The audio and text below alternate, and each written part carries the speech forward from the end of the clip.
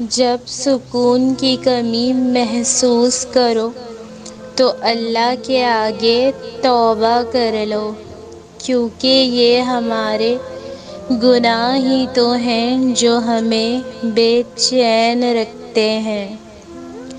اے دلوں کو پڑھنے والے میرے اللہ، ہماری دعاؤں کو، ہماری تلاوت قرآن کو، ہمارے اس مہینے میں کیے جانے والے حسن سلوک کو اور ہمارے صدقہ جاریہ کو اپنی بارگاہ الہی میں قبول فرما۔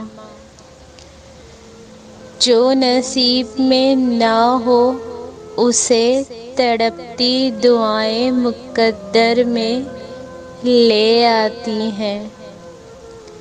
یقین مانے صبر کی زبان اتنی طاقتور ہوتی ہے کہ ستانے والوں کی بنیادیں ہل جاتی ہیں۔ عورت برباد ہونا تب شروع ہوتی ہے جب وہ غیر مردوں سے تعریف سن کر خوش ہوتی ہے۔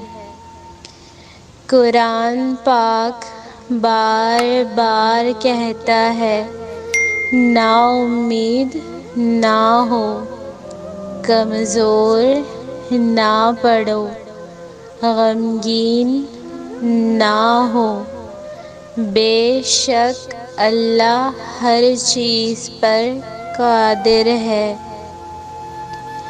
کوئی سجدہ ایسا بھی کرو جو صرف اللہ کو راضی کرنے کے لیے ہو، نہ کسی انسان کو پانے کے لیے۔ صدقہ نفس کی پاکیزگی کا ذریعہ ہے۔ صدقہ دل کی سختی کو دور کرتا ہے۔ اللہ کی رحمت برستی ہے ان پر جو حلال کے لیے خود کو پاک رکھتے ہیں۔ دنیا میں بغیر محنت کے نمک نہیں ملتا، تو دین کی محنت کے بغیر جنت کیسے ملے گی؟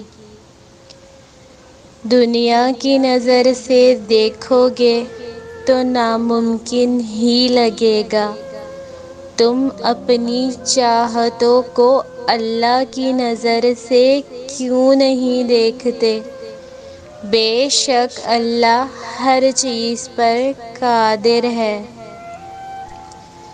ہم ایسے غفلت کے دور میں جی رہے ہیں جہاں مردوں کا مقصد زندگی صرف دولت کمانا ہے اور عورتوں کا مقصد زندگی محض زیب و زینت اور اپنی نمائش۔